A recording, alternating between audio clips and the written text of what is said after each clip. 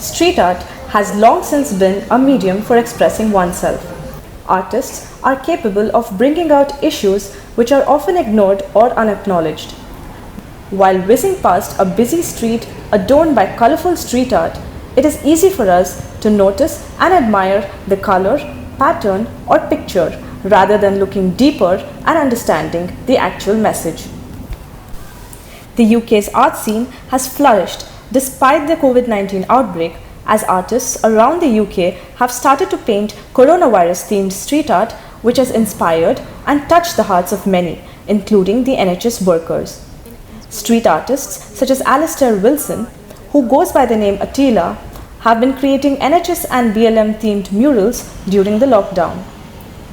I think now more than ever I actually feel really inspired to celebrate humanity, to celebrate mankind. So actually on a personal level it's been super busy. I teach, I'm an art teacher, an English teacher, so I've been teaching online 9 to 5. I was able to get busy in the studio, paint a lot of canvases in the studio, and then I had a lot of mural kind of work. This lady I ended up painting as part of a thing called Portraits for NHS Heroes, and that was set up by an artist called Tom Croft, and I posted on my Instagram the first NHS worker to message me, I'll paint your portrait for free. So that's just gone to this lady who's a midwife from the Midlands.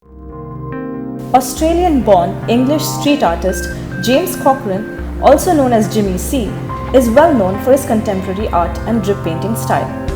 His NHS-related street art, which was recently painted over, received widespread appreciation from nurses based in Canada and Berlin. I was actually inspired by, I think, an 11-year-old girl in another part of England who had created an initiative to paint hearts for the NHS, like blue hearts in particular, and she was sticking these blue hearts on windows.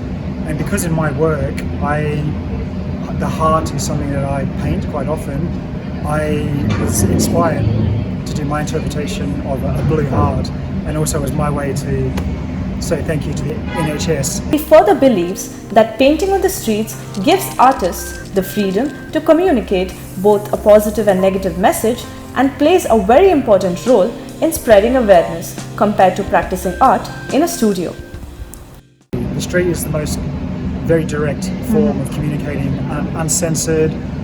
If it's just the artist working on by him or herself, there's no mediation. The studio, is different. It's a more quiet practice, and then it all depends if the work will end up being exhibited later on, if it's going to reach a broad audience.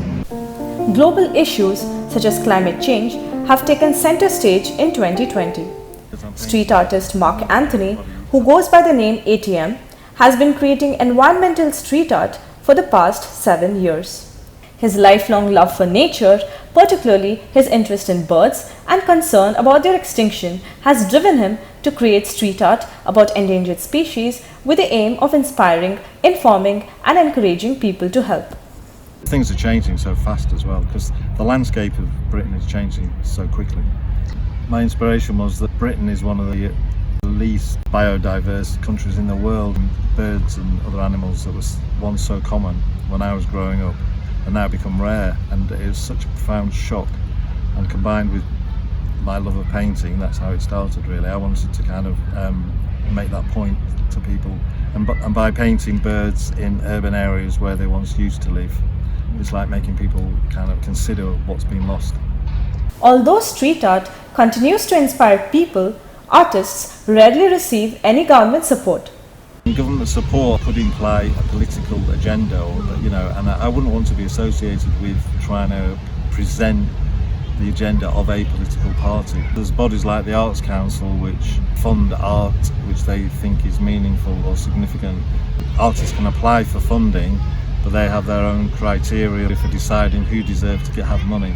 In some parts of the UK, street art is seen as vandalism to property, while local councils in other parts of the country allow street art because it raises the tourism revenue.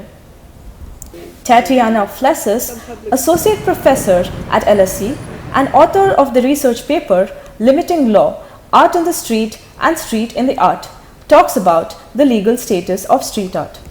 Putting art on a building doesn't turn the building into art. The building remains a building owned by the same people. So there's a clash between property ownership on the one hand and artistic expression on the other. And that's a clash that the government overall also thinks about sort of more broadly. If you want to make the argument that actually street art should be supported, then legally you would have to tie it into a governmental objective. But legally, it doesn't have the kind of standing that protects it just because it exists. Amanda Glover, Partnerships Manager at Street Art Anarchy, based in the US, talks about how the organization has been helping street artists and non-profit organizations all over the world. When we have a partnership with an organization and they tell us what it is that they're looking for, that's when Andrew, my colleague, he will reach out to a few artists that he has in mind through a process of providing sketches and feedback and meetings. You know, if everything works out between the organization saying yes, like let's move forward with the project, and the artist is available, the commission, if they have to travel, their travel is taken care of. Full-time musician and hobbyist Edward Butt, along with his friends, often visit the graffiti tunnels of Waterloo to practice art. I think places like this, so we're in Leek Street on Waterloo Tunnel, it's brilliant. It gives us a place to practice and it's legal. So yeah, there's places like this and there's places in East London as well. I think Banksy kind of made it okay. I'm a hobbyist really, but I used to work in co-working spaces and they'd spend so much money on getting their buildings to look a certain way to suit East London. So what used to be illegal has now turned into a real commodity.